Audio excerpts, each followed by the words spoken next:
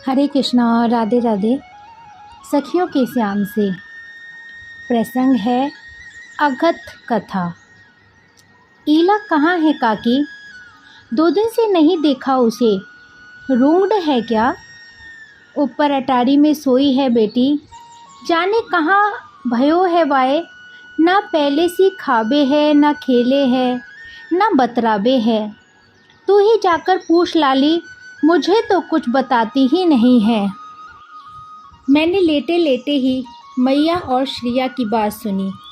श्रिया मेरी एकमात्र बाल सखी है। यूँ तो मैया बाबा की इकलौती संतान होने के कारण अकेली ही खेलने खाने की आदी रही है, किंतु श्रिया को मेरा और मुझे उसका साथ प्रिय लगता है। यदि 1-2 दिन भी हम आपस में ना मिलें तो उसे जाने कितनी असुविधा होने लगती है कि सांझ सवेरा कुछ नहीं देखती, भाग आती है घर से मेरे पास। सीढ़ियाँ चढ़कर वह मेरे पास आई और पलंग पर ही बैठ गई। मेरी पीठ पर हाथ धरकर बोली, क्या हुआ तुझे? ज्वर है क्या? हाथ और ललाट छूकर बोली, नहीं ज्वर तो नहीं है। फिर क्या बात है, लेटी क्यों है?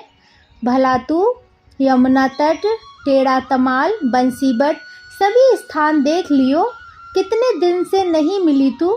अरे जानती है, कल जल भरने को कलसी लेकर माधवी जल में उतरी तो पता नहीं कहाँ से आकर श्याम सुंदर ने भीतर ही भीतर उसका पाँव खींच लिया।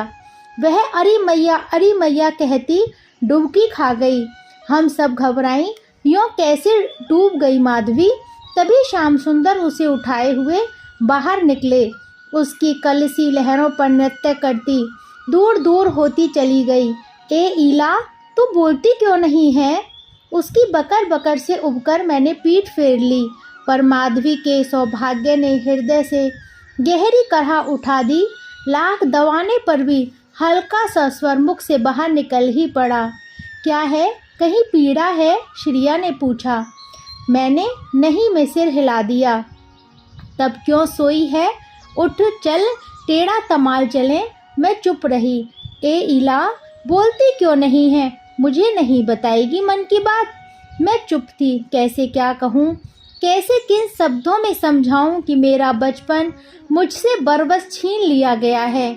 उसकी ठौर जिस दासियों ने बलात् अधिकृत कर ली है, उससे मैं भयभीत हूँ। कौन मानेगा कि सदा की निर्द्वंद निर्भय निरपेक्ष ईला इस आंधी तूफान जैसे दासियों से भयभीत हो गई।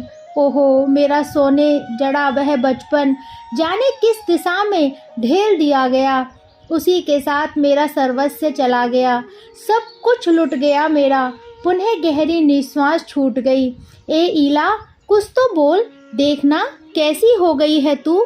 सोने जैसा तेरा रंग कैसा काला काला हो गया है री। एकाएक उसके मन में मान जगा। बोली, पर क्यों, कुछ कहेगी मुझसे? मैं लगती क्या हूँ तेरी? यह तो मैं ही बावड़ी हूँ कि भीतर की एक एक परत खोलकर दिखा देती हूँ तुझे। यदि पराई न समझती तो क्या स्वयं नहीं दौड़ी आती मेरे पास अपना हृदय रहस्य सुनाने। चलो, आज ज्ञात हो गया है कि मैं तेरी कितनी अपनी हूँ। वह व्यथित हो जाने को उठने लगी। मैंने हाथ बढ़ाकर उसका हाथ थाम लिया, किंतु कहने को कुछ नहीं सूझा, केवल आंखें झरने लगीं। यह देख श्रिया मुझसे लिपट गई। जाने भी नहीं देगी और कुछ कहेगी भी नहीं। मैं पाहन हूँ क्या री, यूँ तुझे रोती देखती बैठी रहूं?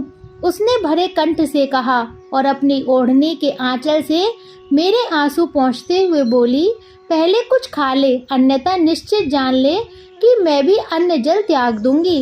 वह मेरा हाथ छुड़ाकर नीचे गई और भोजन सामग्री लाकर मेरे सम्मुख रख दी। चल उठ, थोड़ा खा ले, नहीं तो। वाक्य अधूरा छोड़ उसने कौर मेरे मुख में दिया। तेरे संग खाने की साध लिए आई थी, अभी तक मैंने भी कुछ नहीं खाया है। जो तू ना खाए तो क्या मेरे गले उतरेगा कुछ? आंसुओं की बरसात के मध्य जैसे तैसे उसका मन रखने को मैंने एक कौर निगल लिया और उसे खाने का संकेत किया। कैसे खाऊं? तेरे आंसू तो मेरी भूख को भगाए देते हैं। अरे तू तनिक धैर्य धरे तो मेरा भी खाने का मन बने ना। ज्यों त्यों थोड़ा बहुत दोनों ने खाया। हाथ मुंह धो बर्तन यथा स्थान रखकर उसने कहा, चल मेरे साथ। मैंने केवल दृष्टि उठाकर उसकी ओर देखा और चुपचाप साथ चल दी। यमुना तट पर इस समय कोई नहीं था। घाट की कुछ सीढ़ियां उतरकर उसने मुझे बैठा दिया और एक सीढ़ी नीचे उतरकर वह स्वयं भी अपने दोनों हाथ मेरी गोद में धरकर बैठ गई। मेरे हाथ पकड़ उसने मेरी ओर देखा। उस दृष्टि का सामना ना कर पाकर मैंने पलकें झुका ली। भगवान आदित्य देवी प्रतीचि की ओर देख मुस्कुरा दिए और वे महाभाग अपना लज्जारुण मुख झुकाकर भवन द्वार में निरांजन थाल उठाए ठिठकी रह गई थी। चारों ओर की वृक्षाबालियों पर पक्षी चहचहा रहे थे। कालिंदी धीमी मंतर गति से बह रही थी। शीतल समीर प्रवहमान था। सौंदर्य सुषमा का अपार वैभव चारों ओर पसरा हुआ था, किंतु यह सब मेरे लिए तनिक भी सुखप्रद नहीं थे। जी करता था उठ जाऊं यहाँ से। यमुना जल और गगन दोनों ही की ओर दृष्टि जाते ही प्राण हाहाकार कर उठते थे। भीतर ऐसी टीस उठती थी कि कहते नहीं बनता। पलके झुकाए में बैठी रही। ना बोलन की सौगंध खा रखी है, उसने पूछा। मैंने आंसू भरी आंखों से उसकी ओर देखते हुए नहीं में सिर हिला दिया। तब मैं सुनने योग्य नहीं, उसने भरे कंठ से कहा। उसकी पलकों पर ओस कण सी बूंदें तैर उठी। मैंने असंयत हो उसे बाहों में भर लिया। किसी प्रकार मुख से निकला, क्या कहूँ, मेरी ईला को हुआ क्या है? तुझे में ईला दिखाई देती है। मेरे नेत्र टपकने लगे। ऐसा क्यों कहती है सखी? ईला नहीं तो फिर तू कौन है भला? तेरी ईला की हत्यारी हूँ मैं। मैंने ही ईला को मारा है। क्या कहती है भला ऐसी बात? मैं क्या तुक है? तू कौन है कह तो? कौन हूँ यह तो नहीं जानती, पर ईला मर गई बहन। तू मुझसे घृणा कर, धिक्कार मुझे। ओहो, सचमुच तुझे मारने को जी करता है। क्या हुआ, कैसे हुआ, कुछ कहेगी भी कि यूं ही बिना सिर पैर की बातें करती जाएगी? तेरी ईला क्या मेरे ही जैसी थी? चेहरा मोहरा तो वही लगता है, पर यह चुप्पी गंभीरता उसकी नहीं लगती। वह तो महा चुलबुली और हंसने हंसाने वाली थी। तू तो दुबली पतली हो गई है। पहले कैसी मोटी, सदा वस्त्र आभूषणों से लदी सजी रहती थी। एक तू ही तो श्याम सुंदर से धींगा मस्ती कर सकती थी। ऐसी कैसे हो गई ऋतु? बस यही बता दे मुझे, बस यही बता दे मुझे। ठीक कहती है तू। ईला खूब गहना कपड़ों से सज धज कर रहती थी। जब वह चलती थी तो आभूषणों की झनकार दूर से ही बता देती थी कि ईला आ रही है। एक क्षण भी शांत बैठना उसके स्वभाव में नहीं था। कभी श्याम सुंदर अकेले खड़े दिख जाते तो वह चुपके चुपके पीछे से जाकर अचानक उनकी पीठ से पीठ सटा दोनों बाहों के नीचे से हाथ डाल उनके कंधे पकड़ लेती। वे पूछते, कौन है, छोड़, पर वह किसी प्रकार नहीं मानती। तब वे कमर झुकाकर उसे अपने सामने उलट देते। तो तू है इल्ली? ओहो बंदरिया, वे कहते। और वह क्या कहा? मैं बंदरिया हूँ, इली हूँ? मुझे मारा क्यों, गिराया क्यों? मेरी कन्नी उंगली को चोट आई तो आई कैसे? ऐसे झूठे दोष लगाती हुई वह जोर जोर से रोने लगती और कभी दोनों हाथों की मुट्ठियां बांध दनादन उनकी छाती में मारने लगती। थकने पर उसके हाथ थाम वे हंसकर कहते, चुक गया सारा बैर कि अभी कुछ बाकी है तेरा। वह खिसियाकर उन्हीं की छाती में मुंह छिपा लेती। कभी आम, जामुन, अमरूद के किसी वृक्ष के पास उन्हें ले जाकर कहती, मुझे फल तोड़ दो अथवा मुझे कंधे पर चढ़ाओ, वह फल तोड़ूंगी। कभी भी उछल उछल कर फल तोड़ रहे होते तो उनकी शोभा देख ताली बजाती हुई कहती, श्यामाजू, तुम्हारी मालाएं भी उछल रही हैं और ये क्यों तोड़ रही हैं? ये क्या तोड़ रही हैं? तोड़े हुए फलों की अपेक्षा करके वह जिद करती, तुम्हारे ये हार कंगन उछल उछल कर क्या तोड़ रहे हैं श्यामजू? बताओ ना, नहीं तो मैं खूब जोर से रोऊंगी। मैं मैया से जाकर कहूँगी कि तुमने मुझे मारा है। क्या तोड़ रहा था तेरा सिर, झगड़ालू कहीं की। मेरा सिर कहाँ से तोड़ रहे थे बताओ। तुमने मुझे झगड़ालू कहा, वह रोने का उपक्रम करती हुई कहती। तंग आकर श्याम सुंदर उसका सिर एक हाथ से अपने वक्ष से सटाकर दूसरे से अपनी मालाओं का दूसरा सिरा उसके गले में पहना देते। ऐसे और कैसे निखट्टू कही कि वे हंस देते। बहुत खोटी है तू। अपनी बाहों में उन्हें बांध उन्हीं की छाती से नाक मुंह खिसकते हुए कहती, और तुम कौन हो? अच्छे हो चोर कहीं के। उसकी बात पर दोनों ही खिलखिलाकर हंस पड़ते।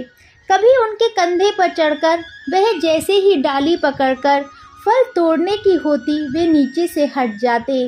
वह पेड़ पर लटकती हुई चिल्लाती, मैं गिर जाऊंगी, मैं गिर रही हूँ। अरे मेरी मैया दौड़ो, श्याम जो मुझे गिरा रहे हैं। ऐसे में श्याम सुंदर खिलखिलाकर हंसते।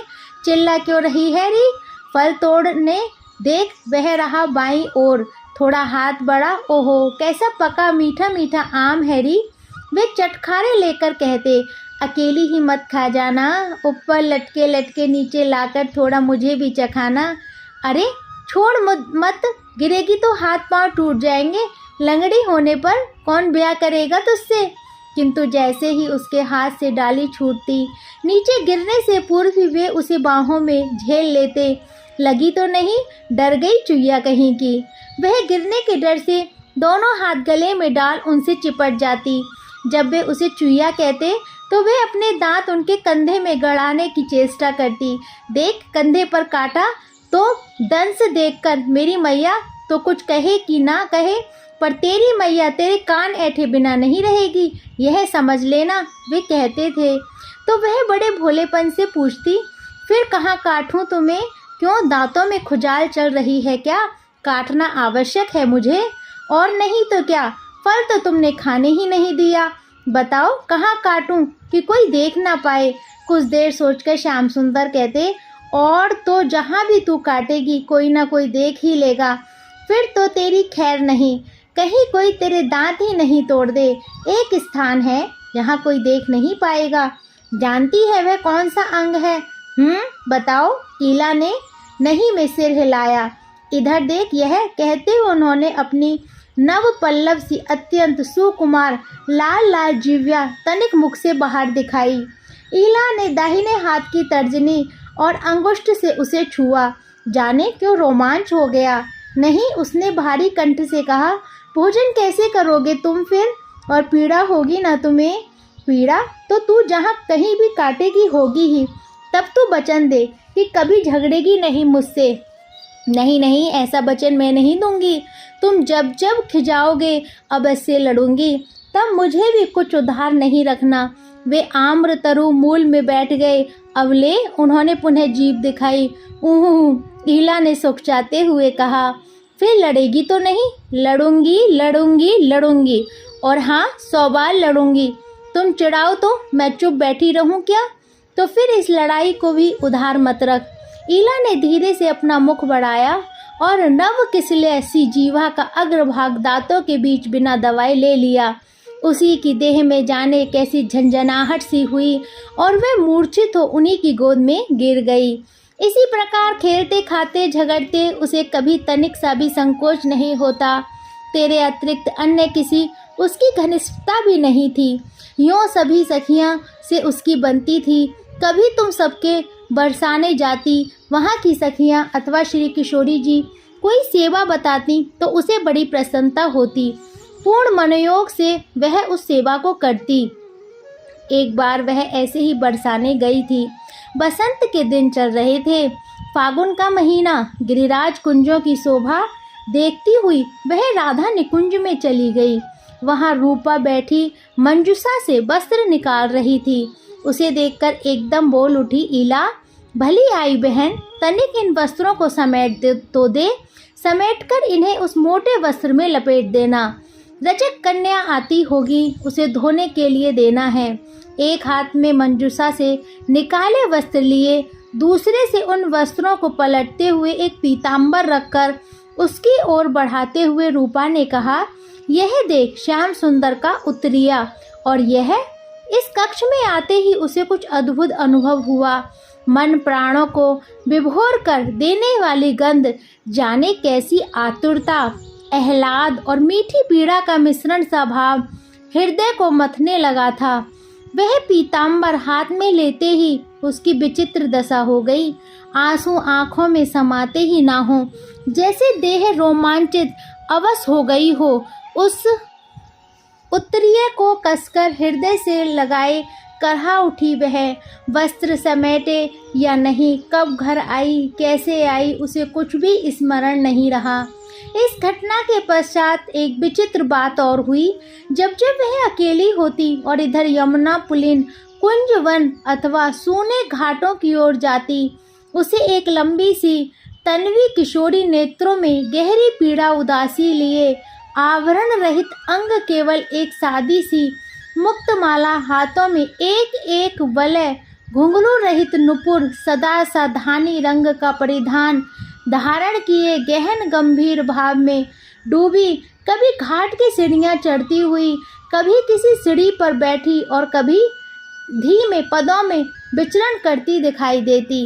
ईला को आश्चर्य होता, यह कौन है, अकेली क्यों रहती है, इसे क्या दुख है।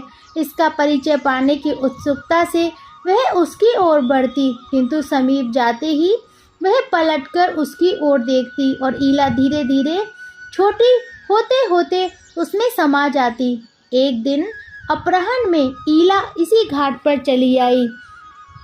उसे इन दिनों एकांत सुहाने लगा था। वह किशोरी लाल रंग की बहुमूल्य पोशाक पहने वहां उस स्थान पर बैठी अपलक यमुना के गहरे जल की ओर देख रही थी। पांव दबाकर चलते हुए ईला उसके पांव के पास निचली सीढ़ी पर बैठ गई और धीरे से अपना दाहिना हाथ उसके सुकोमल पांव पर रखा। किशोरी चौकी नहीं, उसने केवल दृष्टि घुमाकर उसकी ओर देखा। तुम कौन हो बहन, इतनी एकाकी क्यों रहती हो, कौन सा कठिन दुख तुम्हें सता रहा है। यदि मुझे कुपात्र न समझो हो तो बताने की कृपया करो। वह किशोरी पुनः एक बार उसकी ओर शांत दृष्टि से देखकर मुस्कुराई। मैं ईला हूँ, उसने कहा। ईला चकित हो उसकी ओर देखने लगी और कुछ समझ पाए उससे पूर्व की धीरे धीरे उसी में समा गई। श्याम सुंदर से भी नहीं मिलती अब। सब कुछ सुनकर श्रिया ने पूछा। मैंने नहीं में सिर हिला दिया। यह क्या किया तूने, हम सब में एक तू ही तो सबसे मोटी, गदबदी, नटखट और तीखी लड़ाकू थी। इतने पर भी श्याम सुंदर तेरी जाने कैसे पड़ती थी। तेरा अधिकार और हिम्मत देख हम सब चकित थी। लड़की होने पर भी तू हमारे साथ कम ही रहती थी, या तो अकेली खेलती या फिर श्याम सुंदर के साथ खेलती थी। जब कभी मैं तेरे साथ होती, संकोच के मारे सिर झुकाए खड़ी ही रह जाती। तुझसे छीने वे फल मिठाई मुझे देते और तू दौड़कर मुझसे छीन लेती। वे तुझसे रूठकर चल देते, तब तू अपने हाथ की वस्तु मुंह में डाल उन्हें मनाने के बदले दौड़कर उनकी पीठ पर लटक जाती और कान से मुख लगाकर जाने क्या कहती कि वे खिलखिलाकर हंस पड़ते थे। उन्हें जाते देख मैं व्याकुल हो जाती, तेरी हिम्मत देख आश्चर्य में डूब जाती और उन्हें प्रसन्न देख प्राण सरस जाते। इनकी दी हुई वस्तु तू खा गई, वह पीड़ा भूलकर मैं प्रसन्न हो जाती कि तू उन्हें लौटा लाई है। तू उनकी पीठ पर लदी हुई, पांव उछालती हुई, कभी गले और कभी कान में मुख लगा फुर्र करती। वे रोमांचित हो हंसते हुए अपने गले में पड़े तेरे दोनों हाथ अपने हाथ में पकड़े गिरने से बचाते हुए कहते, उतर नीचे उतर, नहीं तो भी गिरा दूंगा। श्रिया के पास ले चलो, अब श्रिया को चढ़ाओ। मेरे पास उतरकर तू कहती, तेरी बात सुन, मैं संकोच में गड़ जाती। मेरी दृष्टि उनके लाल लाल चरणों पर जाती और संकेत से तुझे दिखाकर कहती, देख चरण थककर लाल हो गई हैं। तू थप्प से नीचे बैठकर कहती, आओ कान्हाजू, अब मैं तुमको उठाकर ले चलती हूँ। नहीं, मुझे कहीं नहीं जाना, मैं यहीं खेलूँगा। वे वहीं बैठ जाते। देखो ना तुम्हारे चरण तल कैसे अरुण हो गए हैं। तू उनका हाथ खींचती, आओ मेरी पीठ पर चढ़ो। नहीं ईला, मुझे कुछ नहीं हुआ, तू कहे तो अभी तुम दोनों को उठाकर घर तक पहुंचा सकता हूँ। श्रिया तू समझा ना इस हटीले को, तुम्हारे चरण ही अरुण नहीं हुए, भाल पर भी श्रम बिंदु झलक आए हैं। मैं कहती आ ईला, अपने दोनों इनके पद संवाहन करें। तू एकदम से झपट कर उनका एक पद अपनी गोद में धर लेती। ओहो, केवल अरुण ही नहीं, उष्ण भी हो गए हैं, कहती हुई कभी उनके चरणों को कपोलों से, होठों, आँखों और हृदय से लगा लेती। मैं मुग्ध सी तेरे इस मुक्त व्यवहार को देखती रहती। श्रिया की बातें सुनते हुए इलाके नेत्र मानो निर्झर बन गए। उसने श्रिया की हथेलियाँ अपने हृदय से लगा ली। ओहो, तेरे हाथ कितने शीतल हैं बहन, उन चरणों की शीतलता स्पर्श की राह तेरे हाथों में उतर आई है। चल बहन, उसी स्थान पर चलें। श्रिया ने ईला का हाथ पकड़ उठाना चाहा। क्या करूँगी बहन वहाँ जाकर, अब ना मेरा वह ही जटित बचपन रहा, ना हृदय में वह उल्लास, भीतर शीतल कठिन दाह सुलग उठा है। जाने यह कैसा रोग है बहन, उनके दर्शन स्पर्श को प्राण तरसते हैं, पर पद उस ओर उठते नहीं। मेरी सारी हिम्मत जाने कहाँ चुक गई है। एक बार जैसे तैसे साहस किया भी था तो देखा तमाल से पीठ टिकाए हाथ में बंसी लिए कान्हाजू खड़े किसी की प्रतीक्षा कर रहे हैं। संभवतः वे तेरी प्रतीक्षा कर रहे थे, अन्यथा मैं तो सदा उनसे झगड़ती रही, मारती काटती, सदा अपनी ही बात पर अड़ने वाली हठीली। और वे ईला की वाणी रुद्र हो गई। वह स्थिर दृष्टि से यमुना की ओर देखते हुए गदगद कंठ से कहने लगी, वे सदा मेरी ही रुचि रखते, वन से गुंजा, गेरू, पंख, पुष्प और रंग बिरंगे पाहन लाते। ईला देख तेरे लिए क्या लाया हूँ। ब्रिज में ऐसा कौन है बहन जो उनके हाथ में एक रज कड़ी का पाकर भी अपने को धन्य ना समझे, किंतु मैं अधम अपनी इच्छित वस्तु ना पाकर मुंह फुलाकर चल देती। वे दौड़कर सम्मुख आकर कहते, यों रूठ मत ईला मुझसे, कहे ना तुझे क्या चाहिए, मैं कल अवश्य लेके आऊँगा। यह सब मुझे अच्छा लगा इसलिए ले आया, मैंने तो सुख पिच मांगा था, तुम हंस पिच क्यों लेके आए। मैं रो पड़ती। रो मत, तू मत रो, कल की कौन बात, मैं अभी ला दूँ सुख का पिच। वे मुझे गोद में भर लेते, व्याकुल होकर कहते, मैं भूल गया री, मैया कहती है मैं बड़ा भोला हूँ, इसी से याद नहीं रहता, तू यहीं ठहर जाना। नहीं, तुझे मेरी सौगंध, मैं अभी सुख पिच लेकर आता हूँ। वे सुख पिच ढूंढते चले गए और मैं उनकी लाई वस्तुओं से खेलने लगी। बार बार लगता इतनी देर हो गई, कहाँ गए श्यामाजू। ए ईला देख, मिल गया सुख पिच, उन्होंने दूर से ही पुकारा। मैं दौड़कर उनसे लिपट गई, आंखों में आंसू भर आए। उन्होंने पूछा, क्या हुआ तुझे। देख वह सुख पिच, इतनी दूर क्यों गए इसे ढूंढने, क्यों गए तुम। दूर कहाँ गया, उस पलाश के नीचे तो मिला मुझे, ले अच्छा है ना। मुझे यही नहीं तुम ही चाहिए। अब यह तुम ही क्या है, कल तक ढूंढ लाऊं तो चलेगा, किसी से पूछना पड़ेगा ये तुम ही क्या चीज़ होती है। चिढ़कर दोनों हाथ की मुट्ठी बांधकर उनके बक्ष पर रखते हुए बोली, तुम कान्हाजू, मुझे तुम चाहिए।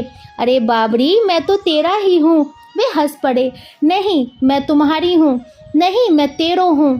बहुधा इस विवाद का निर्णय मेरी मैया आनंदा या बाबा सुबीर करते, दोनों एक ही निर्णय देते, तुम दोनों एक दूसरे के हो। मैं बाबा मैया से भी झगड़ती, कहाँ यदि ऐसा होता तो हम साथ रहते ना, जैसे तुम रहते हो। वह तो ब्याह होने पर रहोगे बेटी, बाबा समझाते।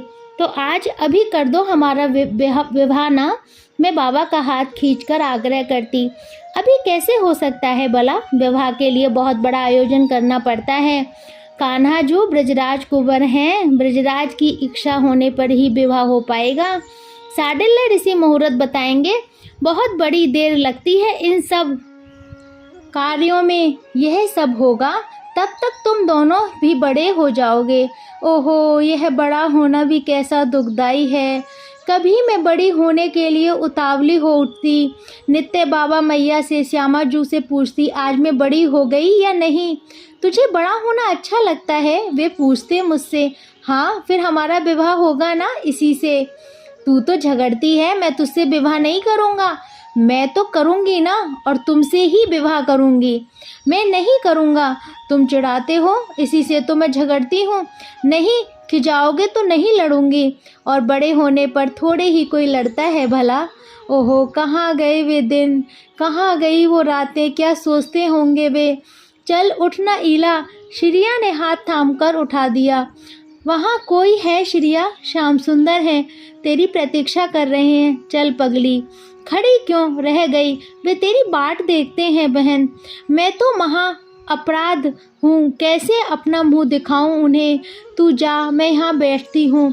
श्रिया ने मुझे बैठने नहीं दिया, हाथ पकड़कर खींच ले चली।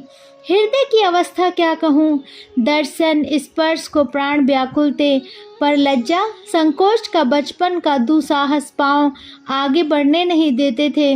मैंने दूर से ही देखा, संध्या के अरुण प्रकाश में उनकी कैसी शोभा है, शीतल सौंदर्य समीर से पीत पट फहरा रहा है। अलके बार बार मुख कमल पर घिर आती हैं, गौरज मंडित अलके पलके, फैट में बंसी, हाथ में लुकुट, सर्वांग धातु चित्रित, पुष्पाभरण सुसज्जित, कुंडलों की आभा से दमकते कपोल, अन्वेषण तत्पर दीर्घ द्रग, वह सिंह ढवन विशाल बक्ष बाहु। बैरन चेतना साथ छोड़ गई। ईला श्याम सुंदर के इन दर्शनों को देखकर उसका हृदय गा उठा। लागे दूल्हा सा मेरा दिलदार सांवरे, लागे दूल्हा सा मेरा दिलदार सांवरे, तेरा किसने किया सिंगार सांवरे, तेरा किसने किया सिंगार सांवरे। बागों से कलियां चुन चुन कर सुंदर हार बनाया, रहे सलामत हाथ सदा वो जिसने तुझे सजाया। सजाता रहे हर बार सांवरे, सजाता रहे हर बार सांवरे, तेरा किसने किया सिंगार सांवरे। लागे दूल्हा सा मेरा दिलदार सांवरे, तेरा किसने किया सिंगार सांवरे। माथे पे मलिया गिरी चंदन के सर तिलक लगाया, मोर मुकुट कानों में कुंडल इत्र खूब बरसाया। महकता रहे दरबार सांवरे, महकता रहे दरबार सांवरे, तेरा किसने किया सिंगार सांवरे। लागे दूल्हा सा मेरा दिलदार सांवरे, तेरा किसने किया सिंगार सांवरे। और ईला ऐसा चिंतन करते करते श्यामा जू में ही खो गई। ऐसे हैं हमारे कान्हा जू। हरे कृष्णा, राधे राधे।